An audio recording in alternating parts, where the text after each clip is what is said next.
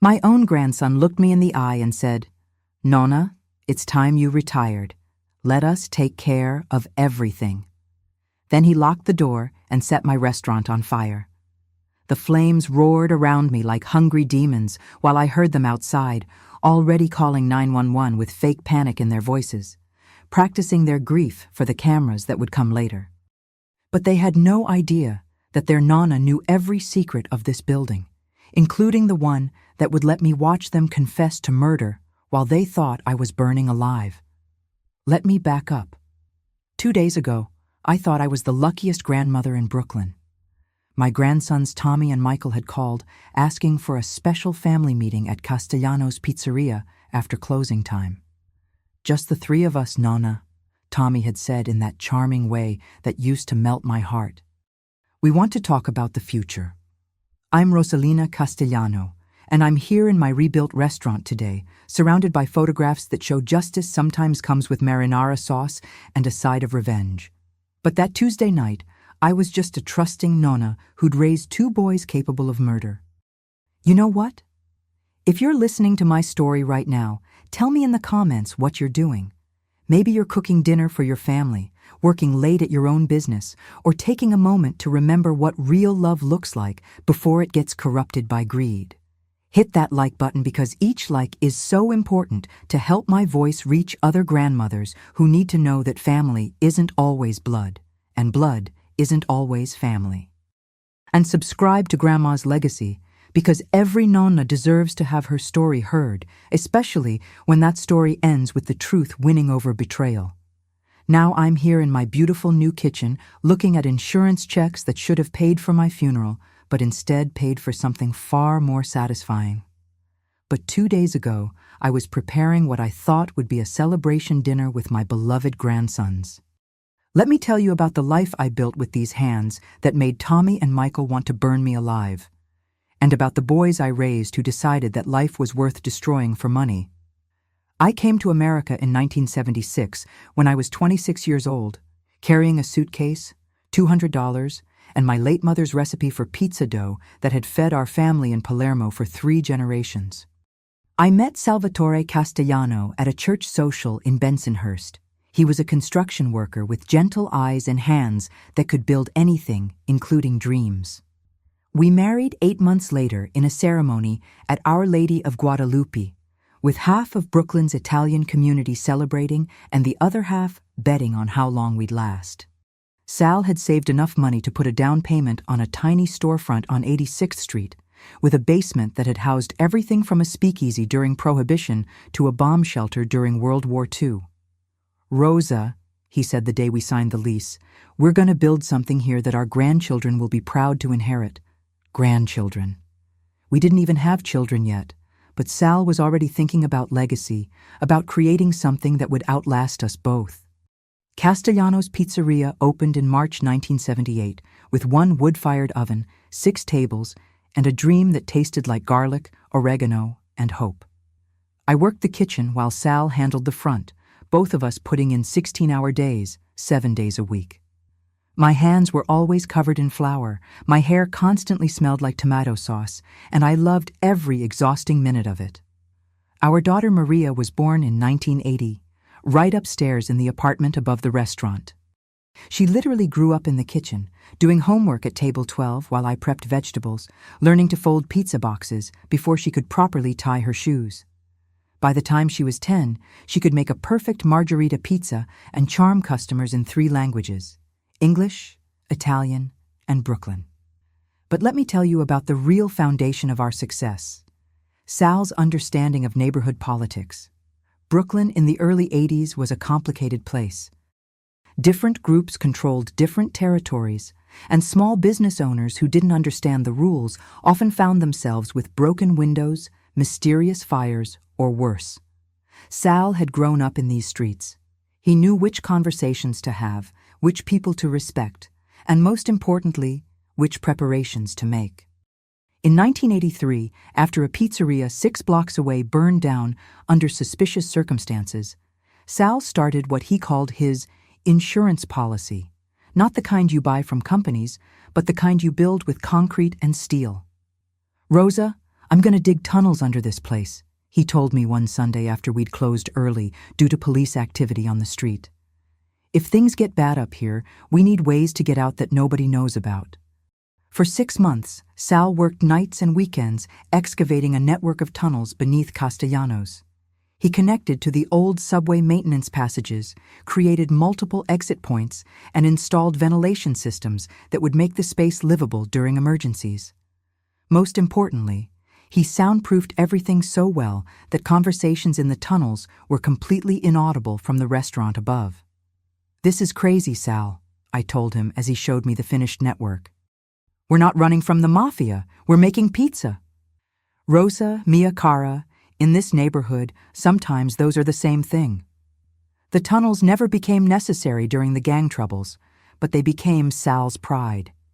He'd take me down there on anniversaries, showing me improvements he'd made, additions he'd built.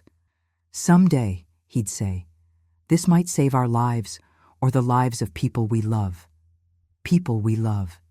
He never imagined those people might be the ones we'd need saving from. But let me tell you about Maria and the grandsons she gave us. Maria grew up in the restaurant business, but she had bigger dreams than pizza. She went to college, became a nurse, married a good man named Frank Benedetto, and gave us 2 grandsons, Thomas in 1995 and Michael in 1997.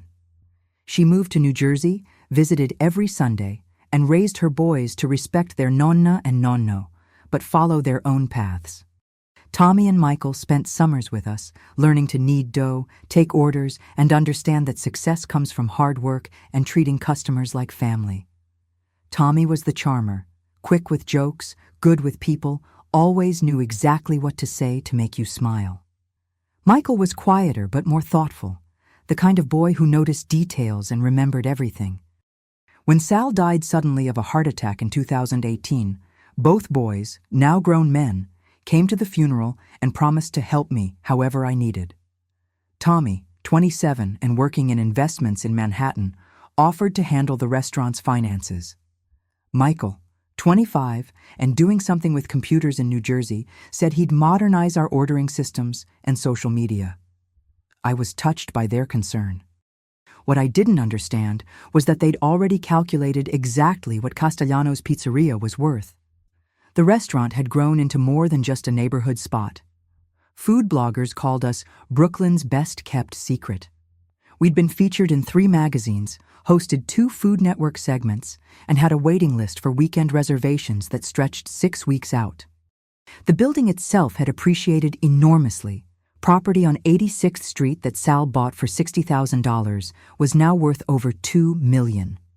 Combined with our equipment, reputation, and established customer base, Castellanos represented a total value of approximately $2.3 million.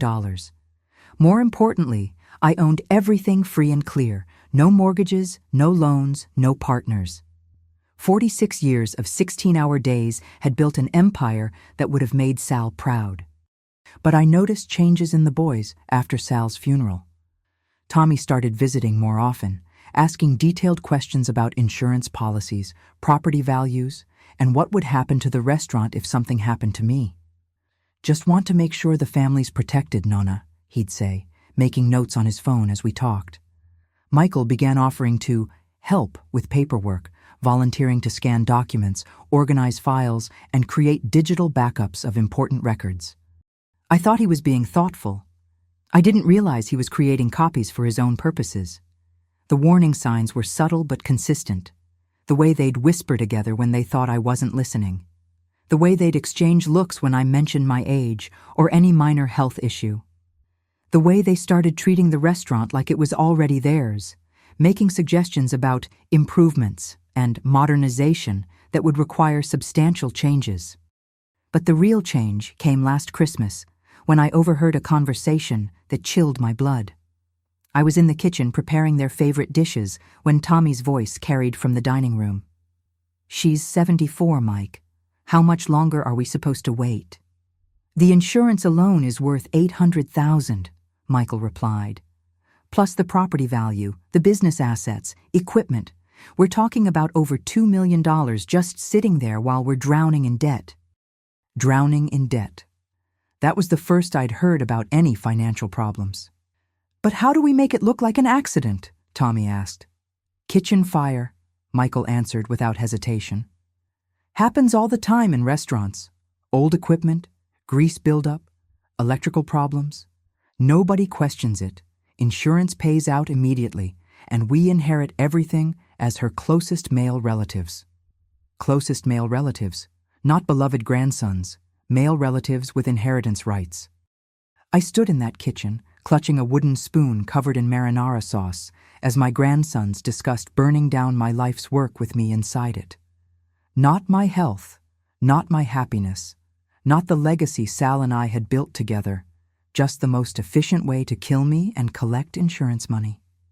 That night, I called Giuseppe Romano, my head chef for 15 years and the closest thing to family I had left. "Giuseppe, I need to ask you something, and I need complete honesty. Do you think Tommy and Michael respect what we've built here?" Giuseppe was quiet for a long time. Then, "Rosa, with respect, those boys look at this place like vultures look at roadkill. They're waiting for something to die so they can feed." Something to die. Me. But I had no idea they'd already chosen the method, the timing, and the date. Or that they'd practiced their grief performance for when the fire department found my body in the ashes of everything I'd ever loved. The campaign to separate me from my restaurant started with loving concern and escalated to murder, with the gradual precision of a recipe being perfected over time. 3 months after Christmas, Tommy began visiting every week instead of his usual monthly obligations. He'd arrive with coffee and pastries from expensive Manhattan bakeries, asking about my energy levels, my sleep patterns, my ability to handle the stress of running such a demanding business. "Nonna, you work 14-hour days," he'd say, sitting across from me at table 12 where he'd done homework as a child. "You're on your feet constantly, dealing with suppliers, managing staff, handling difficult customers. That's exhausting for someone half your age." Someone half your age. I was 74, not dead. "Tommy, I've been doing this for 46 years. This restaurant isn't work, it's my life." "But that's exactly the problem, Nonna. You don't have a life outside this place. When's the last time you took a vacation? When's the last time you saw a doctor? When's the last time you did something just for yourself?" Just for myself. As if building something meaningful, serving my community, and maintaining my independence wasn't enough. But the pressure intensified after Michael joined the campaign. Unlike Tommy's emotional appeals, Michael approached the situation like a technical problem requiring systematic solution. He arrived one Tuesday with a laptop and a folder full of printouts, ready to present what he called his analysis of Nonna's operational challenges. "I've been reviewing the restaurant's performance metrics," he said, spreading charts across the table like a consultant making a pitch. "Revenue is stable, but profit margins are declining due to increased labor costs, supply chain issues, and regulatory compliance expenses. Additionally, the physical demands on the primary operator are creating sustainability risks." The primary operator. That's how my grandson referred to me, like I was a piece of equipment with declining functionality. "Michael, honey, I understand business better than you think. Castellanos is profitable, successful, and growing. Why would I change anything? Because you're not thinking long-term, Nonna. What happens if you get sick? What happens if you have an accident? What happens when you're too old to work 16-hour days? The restaurant becomes worthless without proper management transition planning." Management transition planning. He wanted me to hand over control of my life's work because he'd calculated that my age made me a business liability. But the real pressure came from what they called family financial planning meetings. These started in March, with Tommy and Michael arriving together on Sunday afternoons when the restaurant was closed, armed with legal documents and proposals they'd obviously rehearsed. They wanted me to establish a business trust with them as co-managers, update my insurance policies to reflect current asset values, and create a succession plan that would protect the family's interests. "It's just a precaution, Nonna," Tommy explained during one of these sessions.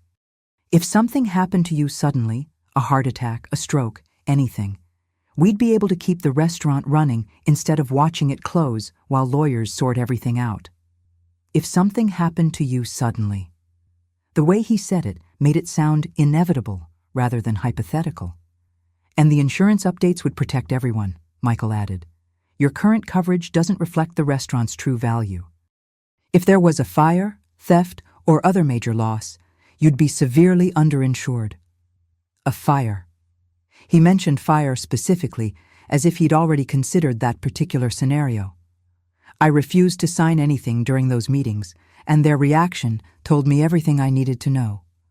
Tommy's charm would crack, revealing flashes of anger that he'd quickly disguise as frustration with Nonna's stubbornness. Michael would become cold and calculating, gathering his papers with the efficiency of someone whose business proposal had been rejected. "Nonna, you're being emotional about this," Tommy said after one particularly tense session. "Nonna always made the big decisions, and now you're trying to handle everything alone. That's not realistic at your age." Nonna always made the big decisions. The revisionist history was breathtaking. Sal had handled construction and equipment, but I'd managed every aspect of the restaurant's operations, finances, and growth for 4 decades. But the real warning came when I discovered they'd been meeting with people behind my back. Giuseppe told me first. "Rosa, your grandson Tommy was here yesterday asking about insurance procedures, emergency contacts, who has keys to the building. He said you'd asked him to review security protocols, but something felt wrong about the questions." Then Maria Santos, the retired fire inspector who'd become a regular customer, pulled me aside after lunch service. "Rosa, honey, somebody's been asking around the neighborhood about Castellano's insurance coverage, fire safety records, when you're usually here alone. The questions felt like someone doing research, not someone showing concern." Someone doing research. Market research for murder. I started keeping a journal that spring, documenting every conversation about retirement, every suggestion that I was getting too old to manage the restaurant, every pressure tactic disguised as family concern. What I discovered was a systematic campaign to convince me, and anyone who might be listening, that I was declining physically, overwhelmed mentally, and in need of professional management or family assistance. But I also discovered something else. They weren't planning to wait much longer for me to cooperate voluntarily. The breakthrough came when I found Michael's notebook, left behind after one of their family meetings. Inside were detailed floor plans of the restaurant, notes about fire safety systems, and calculations about insurance payouts versus potential complications. One page was particularly chilling. Kitchen fire scenarios, grease trap ignition, most believable. Electrical failure backup option, timing, after closing, Tuesday, Wednesday optimal, minimal staff, predictable schedule. Response time, 8-12 minutes from ignition to FDNY arrival. They weren't just planning to burn down my restaurant. They were planning to burn it down with me inside, and they'd research the timing to ensure I'd be dead before help could arrive. But the final confirmation came through pure accident. I was working late one Monday in May, preparing for a large catering order, when I heard voices in the alley behind the restaurant.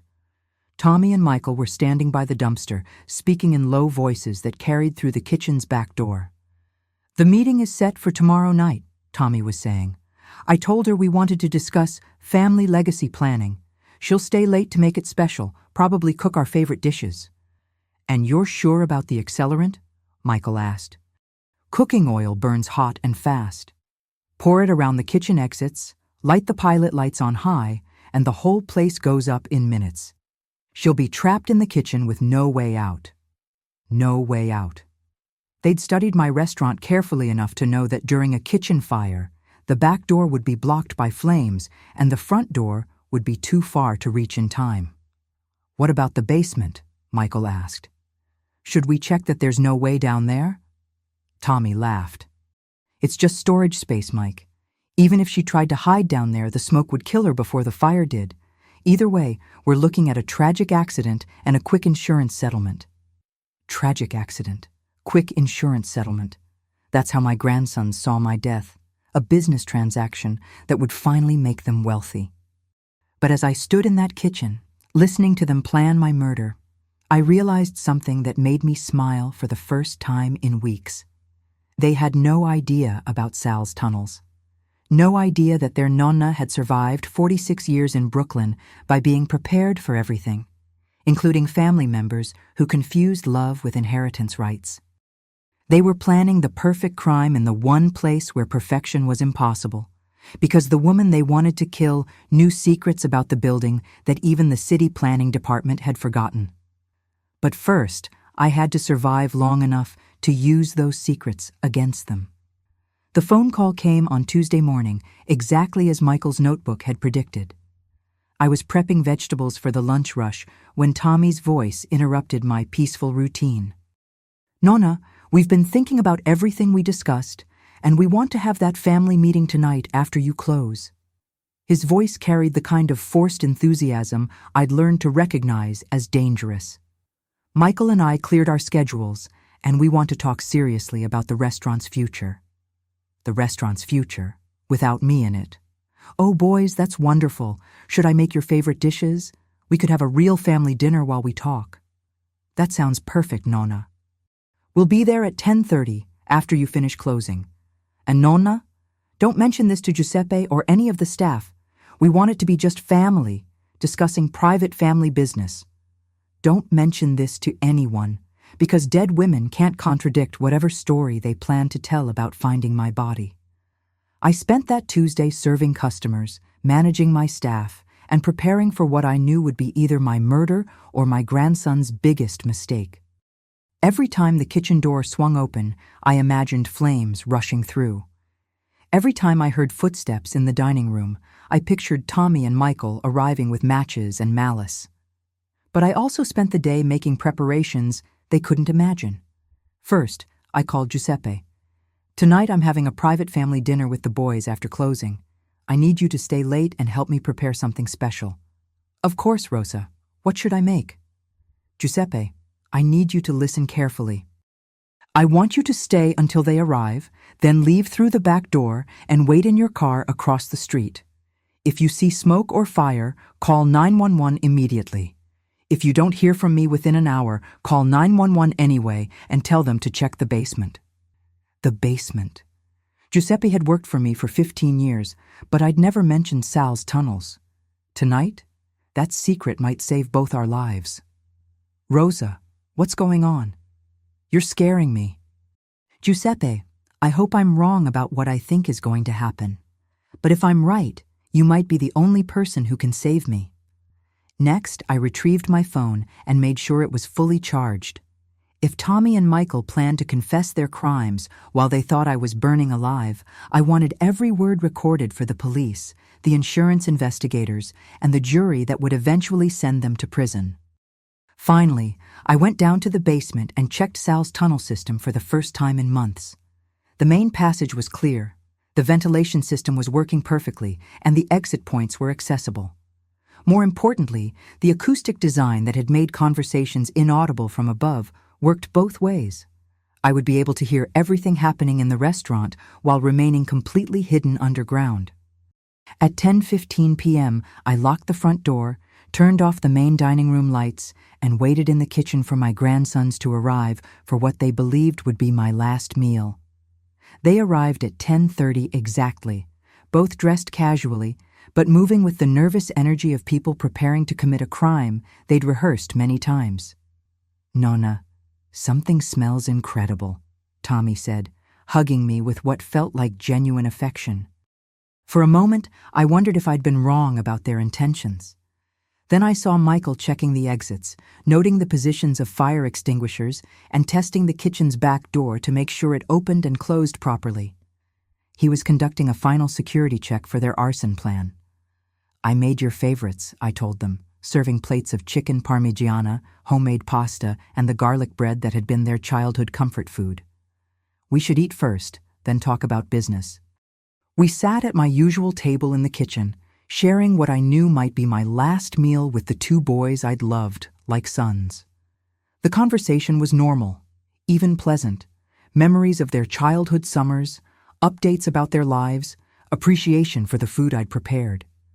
But I noticed things. The way Tommy kept checking his watch. The way Michael kept glancing toward the stove and the cooking oil containers.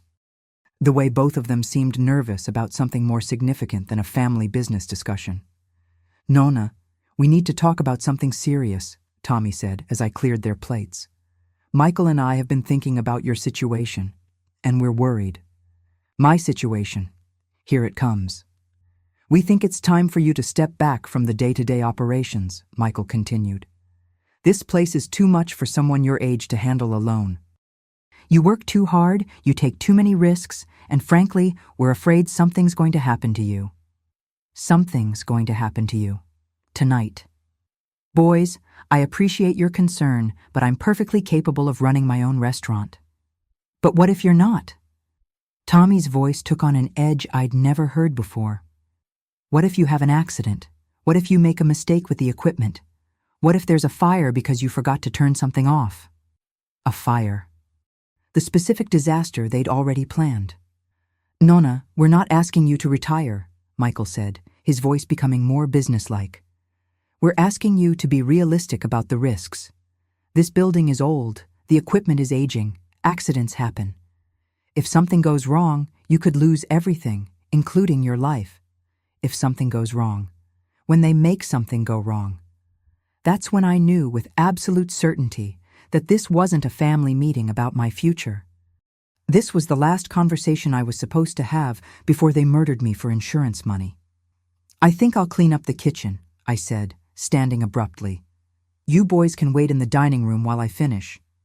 "Actually, Nonna, we'd like to help," Tommy said quickly. "Let us handle the cleaning while you rest." Let them handle the cleaning, and the accelerant application, and the ignition, and the exit blocking. But in that moment, if you're feeling the terror of realizing your own family wants you dead, show your support.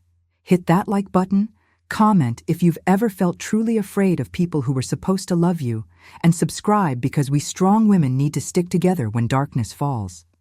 That's very sweet, boys, but I have my own system. Why don't you wait at the table while I take care of everything? I went to the sink and began washing dishes, listening as they whispered urgently to each other in the dining room. Through the pass-through window, I could see Tommy pulling something from his jacket pocket, a small container that looked like it contained liquid. Accelerant. They'd brought their own supply to supplement whatever cooking oil they planned to use. "Nonna, are you almost finished?" Michael called. "We should probably get going soon. It's getting late." Getting late. Time to start the fire and establish their alibi elsewhere. "Just a few more minutes, sweetheart," I called back while quietly opening the basement door and turning on my phone's recording app. That's when I heard Tommy's voice, low but audible. "Are you ready?" And Michael's response, "Let's finish this. Finish this, finish me." I slipped into the basement just as I heard their footsteps moving toward the kitchen, carrying whatever tools they needed to turn my life's work into my funeral pyre. From Sal's tunnel system, breathing clean air and holding my phone steady, I prepared to record the most horrific conversation any grandmother should ever have to hear, and the evidence that would eventually send both of them to prison for the rest of their lives. What I heard from those tunnels would have broken any grandmother's heart, but it gave me exactly what I needed to break their lives in return. "Jesus, this stuff burns fast." Tommy's voice came through the floor above me, accompanied by the sound of liquid being poured in multiple locations. "Are you sure about the timing?"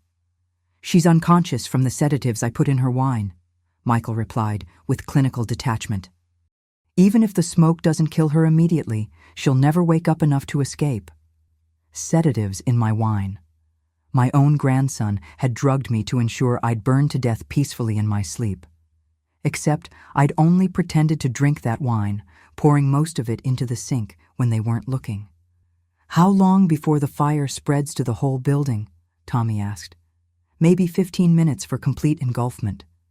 The accelerant will ensure the kitchen goes up fast, and the old wood construction will do the rest. By the time FDNY gets here, there won't be anything left but ashes and Nonna's body." Nonna's body. That's how they referred to me. Not their grandmother, who'd loved them, fed them, taught them everything I knew about family and hard work. Just a body that needed to be disposed of for insurance money.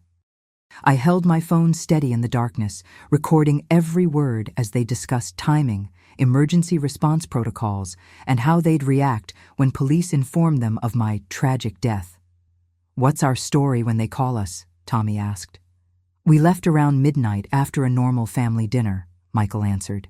"She was tired but fine when we said goodbye. We're shocked and devastated by this tragic accident. The old equipment finally malfunctioned, just like we'd been worried about." We'd been worried about. They were already crafting their narrative of concerned grandsons who tried to warn me about safety hazards I'd ignored. But the worst part came next. "How much do we clear after insurance and estate settlement?" Tommy asked. "The building insurance alone is worth $1.2 million, Michael replied, like he was reading a business plan. "Plus, contents coverage, business interruption, and life insurance. We're looking at close to $3 million total, split between us as her only heirs." $3 million. They'd calculated their profit from my murder down to the last penny. "And you're sure the will leaves everything to us?" "I checked when I helped her organize papers last month. No charities, no distant relatives, no surprises. Everything goes to Mom, and when she dies, everything goes to us. This just accelerates the timeline." Accelerates the timeline. Murder as estate planning. For the next hour, I recorded everything. Tommy splashing accelerant around the kitchen exits, while Michael disabled the fire suppression system. Their discussion of how they'd comfort each other through their grief while spending my insurance money. The way they practiced their emotional reactions for when investigators interviewed them. They talked about my funeral like a social event they were planning. Michael had researched cremation costs and burial plots. Tommy had already contacted a real estate agent about selling the restaurant property after a respectful waiting period. "We should probably buy something in Manhattan," Tommy said as he finished his preparations. "Maybe a nice co-op on the Upper East Side. We can tell people we're honoring Nonna's memory by investing her legacy wisely." Honoring my memory. By burning me alive and using the insurance money to buy themselves a luxury apartment. But they also revealed something that changed everything. They weren't planning to stop with me. "This worked out better than I expected," Michael said as they prepared to light the fire. "Maybe we should talk to Cousin Angelo about his situation with Uncle Vito. That pizza place in Queens must be worth $2 million, and Uncle Vito's even older than Nonna." Uncle Vito, my late husband's brother, who owned a successful restaurant in Astoria and had no children of his own. They were already planning their next murder. "One thing at a time, Mike," Tommy replied. "Let's get through this first, collect our money, and then we can think about expanding the business." Expanding the business. They saw murdering elderly relatives as a business model they could scale across the family. Around midnight, they finished their preparations. I heard Tommy flick his lighter. Michael opened the gas valves on the stove to maximum, and both of them moved quickly toward the front door. "Goodbye, Nonna," Tommy called out with fake affection. "Thanks for everything you taught us. Thanks for everything you taught us." The irony was devastating. I'd taught them about hard work, family loyalty, and building something meaningful. They'd learned about insurance fraud, murder, and inheritance acceleration. They locked the front door behind them and hurried to their car, where they waited exactly 7 minutes before calling 911 with panicked reports about smoke coming from their beloved grandmother's restaurant. I heard their performance through the tunnel ventilation system. "Please, you have to hurry. My grandmother might be inside. She stays late sometimes to prep for tomorrow. Oh God, please let her be okay." Their acting was convincing enough to win awards. Unfortunately for them, I was recording their real performance from underground. But I wasn't finished with them yet. As flames began spreading through my kitchen, destroying equipment I'd maintained for decades, burning recipes I'd perfected over years, I had choices to make. I could emerge from the tunnels, reveal that I'd survived, and have them arrested for attempted murder. That would be justice, but it would be simple justice.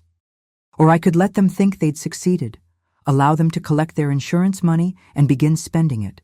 then reveal their crimes when they were most vulnerable. That would be justice with compound interest.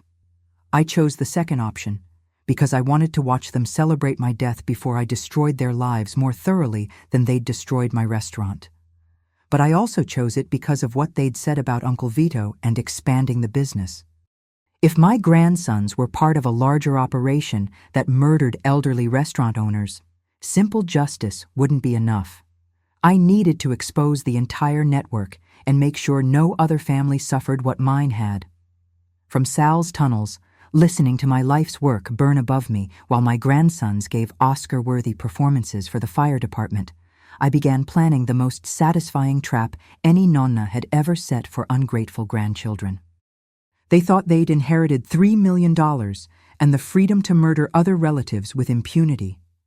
What they'd actually inherited was a grandmother who knew every secret of survival and every technique for revenge that Italian families had perfected over centuries.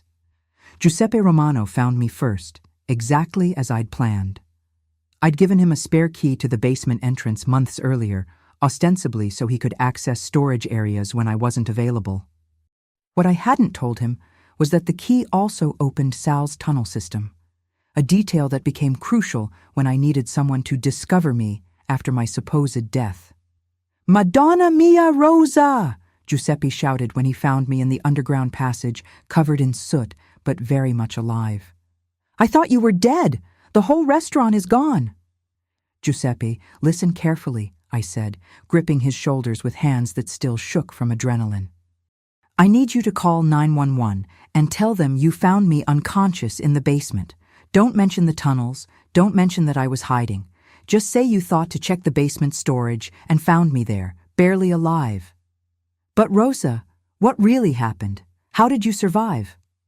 "My grandsons tried to murder me for insurance money," I said, showing him my phone with 3 hours of recorded confessions. "And I'm going to destroy them the same way they tried to destroy me, with evidence so overwhelming that no lawyer in Brooklyn can save them." The next 18 hours unfolded like a carefully choreographed performance, with me playing the role of traumatized survivor, while Tommy and Michael played grieving grandsons collecting sympathy and making insurance claims. The fire department found me unconscious in the basement, suffering from smoke inhalation, but miraculously alive thanks to what officials called an air pocket that prevented carbon monoxide poisoning. The media loved the story. Beloved Brooklyn nonna survives devastating restaurant fire through combination of luck, determination, and the protective architecture of an old building. Tommy and Michael rushed to the hospital with tears in their eyes and flowers in their hands, playing their roles as devoted grandsons who were just grateful Nonna survived this terrible tragedy. "We were so worried," Tommy told reporters outside Brooklyn Methodist Hospital. "She's the most important person in our lives. We can't imagine what we'd do without her." Can't imagine what we'd do without her. The performance was flawless, except I was recording every word from my hospital bed. For 2 weeks, they maintained perfect facades. They visited daily, brought homemade meals, offered to handle insurance paperwork, and take care of all the complicated business details while Nonna recovered. They even started a GoFundMe page titled "Help Nonna Rosa Rebuild Her Dream," collecting donations from community members who wanted to support Brooklyn's favorite restaurateur. What they didn't know was that I was using those 2 weeks to build a case that would send them to prison for the rest of their lives. Maria Santos, my friend the retired fire inspector, was the first person I called after Giuseppe found me. "Maria, I need your expertise, and I need your discretion," I told her during a quiet moment when the boys weren't visiting. "This fire wasn't an accident."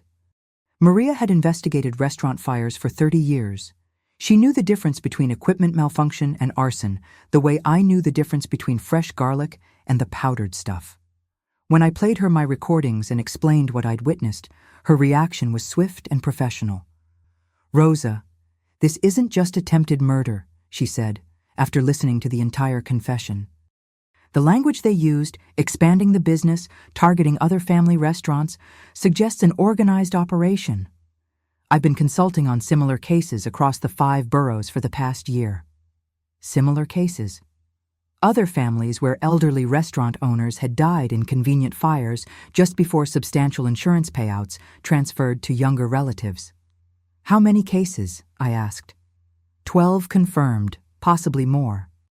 Always the same pattern: aging restaurant owner, family financial pressure, equipment malfunction that results in total loss and quick insurance settlement, all involving Italian-American families in Brooklyn, Queens, and the Bronx. 12 families. 12 elderly people murdered by their own relatives for insurance money. The common thread is always a financial advisor or insurance specialist who helps families optimize their coverage just months before the fires occur, Maria continued. But we've never had evidence like this before. Your recordings don't just prove Tommy and Michael are arsonists. They prove the existence of the entire network. That's when she introduced me to Detective Anthony Ricci from the NYPD's Financial Crimes Task Force, a third-generation Italian-American who'd been investigating insurance fraud in immigrant communities for over a decade. Mrs.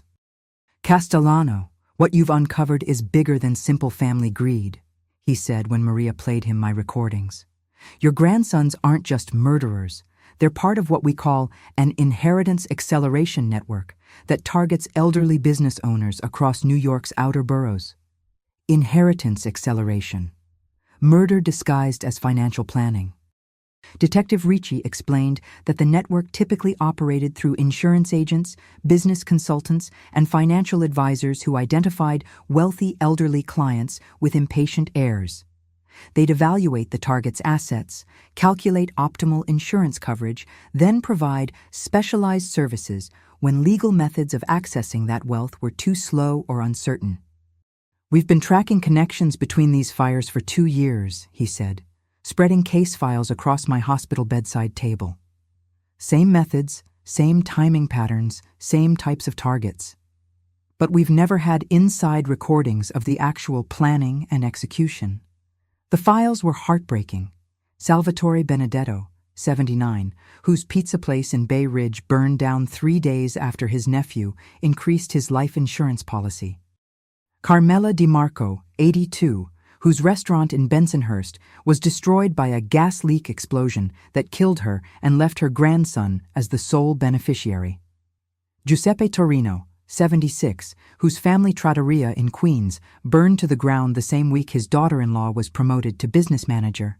All of them dead, all of their businesses destroyed, all of their younger relatives suddenly wealthy from insurance settlements. Tommy and Michael aren't the leaders of this operation, Detective Ricci explained. Based on their conversations, they're clients who paid for services. The real criminals are the people who taught them how to commit murder and make it look like accidents. That's when we developed the plan that would expose the entire network. Let Tommy and Michael proceed with their insurance claims while we documented their contacts, meetings, and financial transactions. When they led us to their co-conspirators, we'd arrest everyone simultaneously in what Detective Ricci called the biggest insurance fraud bust in NYPD history. The plan required me to continue playing the role of grateful survivor while secretly gathering evidence against my own grandsons. It was the most difficult performance of my life, but it was also the most important. For 6 weeks, I smiled when they visited, thanked them for their concern, and let them help me navigate insurance paperwork while recording every conversation we had. I watched them research new apartments in Manhattan, heard them make plans for expensive vacations, and listened to them discuss which family members might be worth targeting next. But the breakthrough came when Tommy introduced me to someone he called their insurance specialist. Vincent Torino was a smooth-talking man in his 50s who claimed to help families maximize recovery from unexpected losses. He visited my hospital room with briefcases full of documents, speaking in the kind of bureaucratic language that made fraud sound like customer service. Mrs. Castellano, I understand you've suffered a devastating loss, he said, arranging papers on my bedside table. But proper insurance optimization can transform this tragedy into an opportunity for financial security and family stability. Transform tragedy into opportunity. He was offering to help me profit from my own attempted murder. What Vincent didn't know was that Detective Ricci had identified him as the suspected leader of the Inheritance Acceleration Network, the man who recruited families, provided training, and took a percentage of every successful accident he facilitated. "I've been working with your grandsons to ensure you receive maximum compensation for your losses," Vincent continued. "Building insurance, contents coverage, business interruption, personal injury settlement. We're looking at approximately $2.8 million in total recovery." $2.8 million. He'd calculated my death benefits more precisely than Tommy and Michael had. "Of course, there are certain administrative fees for specialized claim optimization services," he added with the kind of smile that made my skin crawl. "But the net recovery will still provide substantial financial security for your remaining years." Remaining years. As if he knew exactly how many I had left. But Vincent made a crucial mistake during that hospital visit. He assumed I was a grateful client rather than an undercover investigator. He showed me a portfolio of his successful case studies, before and after photos of restaurants that had burned down, financial summaries of insurance payouts, and testimonials from satisfied families who praised his services. What he'd actually shown me was a catalog of murders he'd orchestrated, complete with profit margins and customer satisfaction ratings. That portfolio, combined with my recordings of Tommy and Michael's confessions, gave Detective Ricci everything he needed to move against the entire network. The arrests happened on a Tuesday morning in September, exactly 6 months after Tommy and Michael had tried to burn me alive.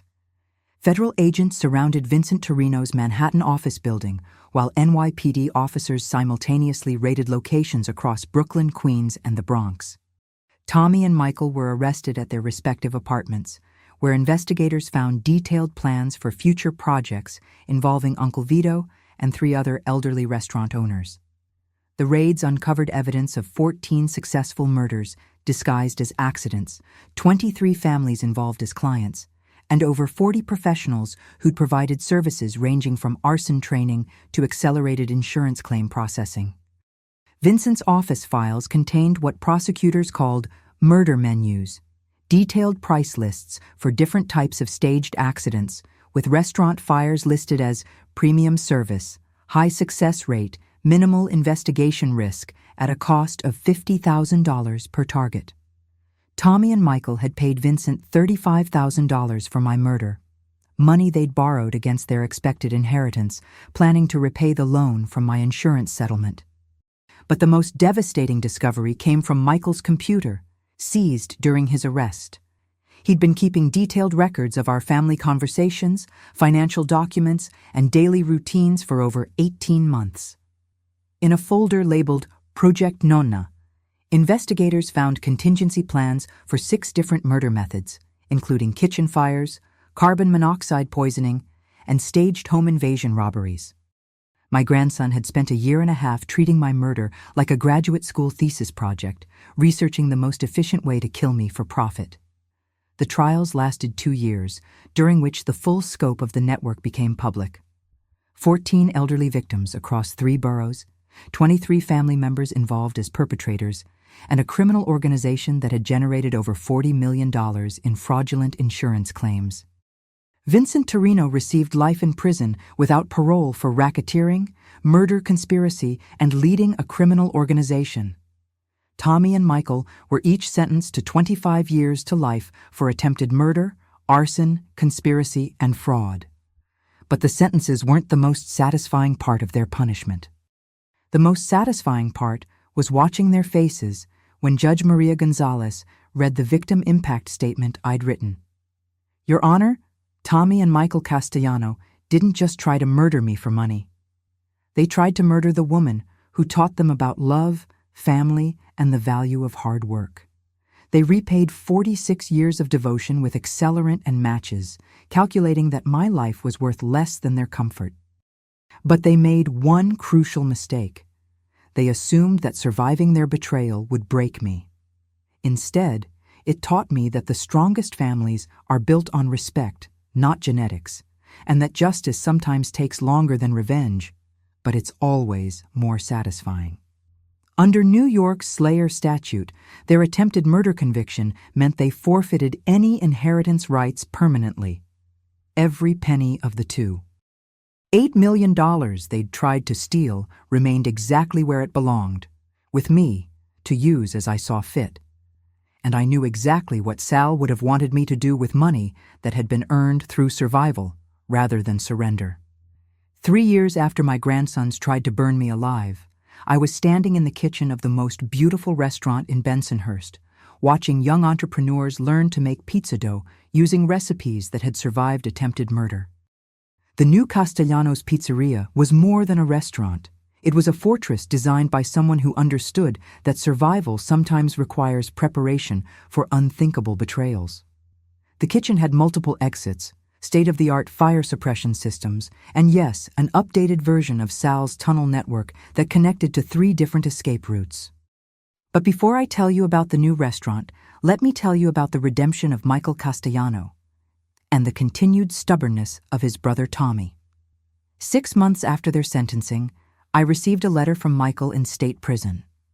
Unlike the manipulative communications I'd expected, this one was different. Nonna, I know you have no reason to read this, and even less reason to believe anything I write. But I need you to know that sitting in this cell for the past 6 months has given me time to understand what we did to you. Not just the fire, but the months of treating you like an obstacle instead of the woman who raised us with love we didn't deserve. I can't undo what Tommy and I planned. I can't bring back your original restaurant or erase the terror we put you through. But I can spend whatever time I have left trying to prevent other families from suffering what ours did. There's a program here called Elderly Advocacy Initiative, where inmates help investigate financial abuse cases and elder fraud schemes. I've been working with prosecutors to identify other victims of Vincent's network, using my knowledge of how these operations recruit families and target victims. I know this doesn't earn forgiveness. I know nothing I do can repair what we destroyed. But if my mistakes can prevent even one grandmother from facing what you faced, maybe my life won't be completely worthless. The letter was signed simply Michael, not your grandson or love Michael, just the name of someone who understood he'd forfeited any familial relationship through his actions. I didn't respond immediately. Instead, I visited Detective Ricci to ask about this elderly advocacy initiative and whether Michael's cooperation was genuine or another manipulation attempt. Mrs. Castellano, your grandson, has helped us identify 6 additional victims and prevent at least 3 planned murders, Detective Ricci told me. His insights into the network's recruitment methods have been invaluable.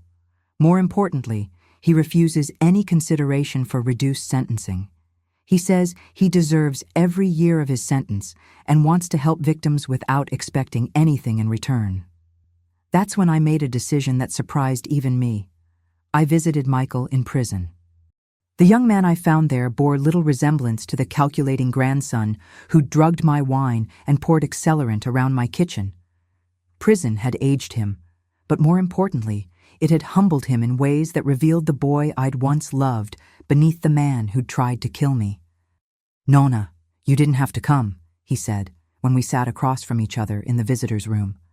"I know what I did is unforgivable." "Michael, nothing you do will ever make me forget that you planned my murder," I replied. "But Detective Ricci tells me you're helping other families avoid what ours went through. Tell me about that." For the next hour, Michael explained how inheritance acceleration networks recruit vulnerable families, identify elderly targets, and provide murder-for-hire services disguised as insurance consulting. He'd worked with federal investigators to expose similar operations in Florida, California, and Texas, preventing dozens of elderly people from being murdered by their own relatives. "The hardest part," he said, near the end of our visit, "is realizing that we weren't unique. Vincent's network had hundreds of families willing to kill elderly relatives for money. We were just 2 more greedy grandsons who'd learned to see you as a financial obstacle instead of a person. 2 more greedy grandsons, but only one who'd chosen redemption over resentment." Tommy's response to prison was entirely different. He spent his time filing appeals, claiming he'd been manipulated by Vincent and Michael and insisting that he'd never intended to hurt me. He'd only wanted to help the family access assets more efficiently. When I received his letter 18 months after sentencing, it was filled with the same manipulative language I'd learned to recognize. Nonna, I hope you're doing well and that you've found it in your heart to forgive what happened. I've had a lot of time to think about that night, and I realize now that Michael and Vincent pressured me into something I never would have done on my own. I was young and confused about what was best for our family's financial future. I'm hoping you might consider writing a letter to the parole board supporting my early release. I've learned so much about myself in here, and I'm ready to be the grandson you deserve. Maybe we could even work together to rebuild Castellanos as a family business again. Rebuild Castellanos as a family business again. He was still trying to access my money, just through manipulation, instead of murder. I never responded to Tommy's letter. But I did frame it and hang it in my office at the new restaurant, right next to a newspaper clipping about Michael's work helping elder abuse victims and a photo of the community programs we'd created with my insurance settlement. Because while Tommy remained focused on what he could get from me, Michael was learning to give something back to the world he'd helped damage. The new Castellanos opened 18 months after the fire in a building 3 blocks from the original location. The insurance settlement had provided $2.8 million, exactly as Vincent had calculated. Money that had been meant to comfort my murderers, but instead funded something far more meaningful. The restaurant itself was beautiful. Modern kitchen equipment, expanded dining room, and the kind of safety systems that ensured no one could ever again trap someone inside during an emergency. But the real innovation was what we built around the restaurant. The Castellano Center for Elderly Entrepreneurship occupied the entire second floor, providing resources for seniors who wanted to start or protect their own businesses. We offered legal consultations, financial planning services, and most importantly, education about inheritance fraud and family financial abuse. Our first program graduate was Giuseppe Romano, who used our small business loan program to open his own catering company specializing in traditional Sicilian cuisine. Our second was Maria Santos, who started a fire safety consulting service for small restaurants. Our third was Detective Ricci's mother, who opened a tailoring shop with equipment we'd helped her purchase. But the resident who changed my perspective most profoundly was Carmela DiMarco's sister, Lucia, whose restaurant-owning sister had been murdered by her nephew in one of Vincent's earlier projects. "Rosa," Lucia said to me during one of our evening conversations in the center's library, "what happened to us isn't unusual. It's an epidemic. Adult children and grandchildren murdering elderly relatives for inheritance money. But what we're building here, this is how we fight back. Fight back. Not just survive, but create systems that prevent other families from suffering what ours had." The center became more than a business incubator. It became a community. We hosted monthly dinners for families who'd survived financial abuse, legal workshops for seniors protecting their assets, and support groups for people who'd been betrayed by their own relatives. But the most meaningful program was our partnership with Michael's Prison Initiative. 3 times a year, I would take groups of elderly business owners to meet with inmates who'd participated in inheritance fraud, allowing them to hear firsthand how these schemes operated and what warning signs to watch for. "Mrs. Castellano," one participant said, after meeting with Michael and other reformed inmates, "hearing from your grandson about how they planned these crimes, it's horrifying, but it's also educational. Now I know what questions my own family has been asking, and why. Education through confession, redemption through service, justice through prevention." The program had helped identify and prevent over 30 planned murders in 3 years, while providing support for hundreds of elderly people who'd recognized warning signs in their own families. But the moment that made everything worthwhile came during our 4th anniversary celebration, when I received a phone call that changed my understanding of what justice could accomplish. "Mrs. Castellano, this is Detective Sarah Chen from the Sacramento Police Department. I'm calling because your grandson Michael's work with our task force just prevented a murder that was scheduled for tonight." A murder scheduled for tonight. Real-time intervention based on Michael's insights into how these networks operated.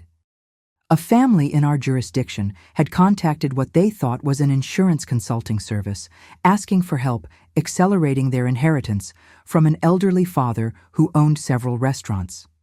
Based on patterns Michael identified, we were able to intercept communications, document the conspiracy, and arrest 3 family members before they could act.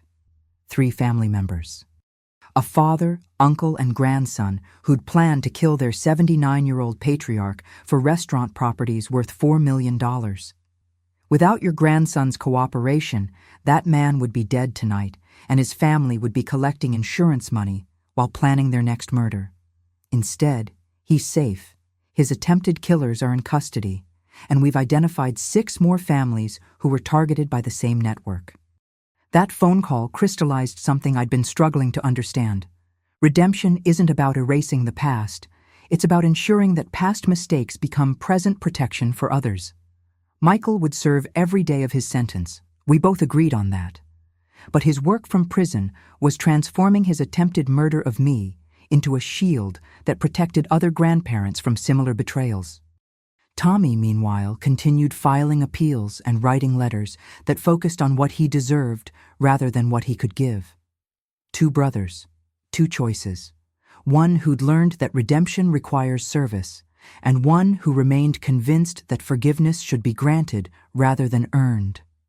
Sitting here in my office at the Castellano Center this morning, looking at letters from elderly business owners who've learned to recognize inheritance fraud because of our programs, I want you to understand something important about family, redemption, and the difference between justice and revenge. When Tommy and Michael looked at me, they saw an aging obstacle standing between them and wealth they felt entitled to. They saw a 74-year-old woman whose life had value only in terms of what they could inherit when it ended. They calculated my worth in dollars and decided I was worth more dead than alive. But when I look at myself now, surrounded by programs that protect other elderly entrepreneurs and evidence that my survival has prevented dozens of murders, I see something entirely different. I see a woman who refused to let her attempted murder be the end of her story, who transformed the weapons meant to destroy her into tools that protect others. I learned that survival isn't just about escaping danger. It's about transforming the experience of being targeted into the strength to ensure others don't face the same threats alone. Those tunnels Sal built to protect us from neighborhood violence ended up protecting me from something far more dangerous. Family members who'd learned to see love as a transaction and patience as weakness. I also learned that redemption isn't automatic or universal. Michael chose to spend his prison sentence helping other families avoid what ours suffered, using his knowledge of criminal networks to prevent murders rather than enable them. Tommy chose to spend his sentence focused on early release and access to forgiveness he hadn't earned through service. Same family, same crime, same consequences, but completely different responses to the opportunity for redemption. Michael understood that earning forgiveness requires giving something back to the world you helped damage. Tommy remained focused on what he could get rather than what he could give. The money Tommy and Michael tried to steal through arson and murder is now funding the Castellano Center, supporting elderly entrepreneurs, and proving that sometimes the best response to betrayal is building something so positive that it transforms tragedy into protection for others. We've helped over 300 elderly business owners in 4 years. We've prevented 42 planned murders through our early warning programs. We've trained law enforcement agencies across 12 states and educated thousands of families about inheritance fraud warning signs. Most importantly, we've created a community where elderly entrepreneurs can build something meaningful without fear that their own families will destroy it for money. To every older person listening to this who's noticed family members asking unusual questions about your business value, your insurance coverage, or your estate planning, trust your instincts. Document everything. Record conversations. Get independent legal advice before signing any documents suggested by relatives who seem more interested in your assets than your well-being. And remember this: Families who truly love you will support your independence, not undermine it. They'll celebrate your success, not calculate your death benefits. They'll want your business to thrive for as long as you want to run it, regardless of how that affects their inheritance timeline. Tommy and Michael thought they were inheriting $2.8 million and the freedom to murder other relatives with impunity. What they actually inherited was prison sentences and the knowledge that their greed cost them any relationship with the person who'd given them everything. Meanwhile, I inherited something far more valuable. The satisfaction of knowing that their attempted murder became the foundation for saving other families from similar betrayals. The 300 elderly entrepreneurs we've helped at the Castellano Center aren't just business owners. They're survivors who've learned that the best families are built on respect, not genetics, and that purpose has no expiration date, regardless of what anyone else believes about our age or value. If this story of survival and redemption touched your heart, like this video right now, tell me in the comments what gave you the strength to transform your own betrayals into protection for others, and subscribe to Grandma's Legacy, because every grandmother deserves to have her voice heard and her wisdom valued, especially when that wisdom comes from surviving the unthinkable.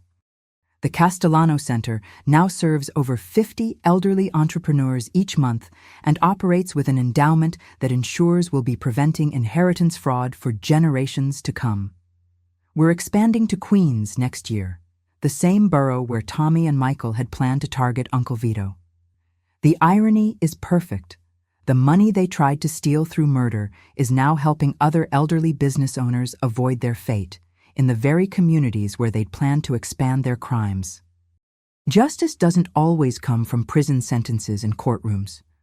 Sometimes it comes from surviving long enough to transform your pain into someone else's protection, your betrayal into someone else's salvation, and your attempted murder into a shield that protects hundreds of other grandparents from facing what you faced. And yes, we're always accepting new participants who understand that the strongest businesses are built on integrity, not inheritance schemes, and that the best families are defined by respect, not just genetics. The fire that was meant to kill me became the light that guides other families away from the darkness of greed disguised as love.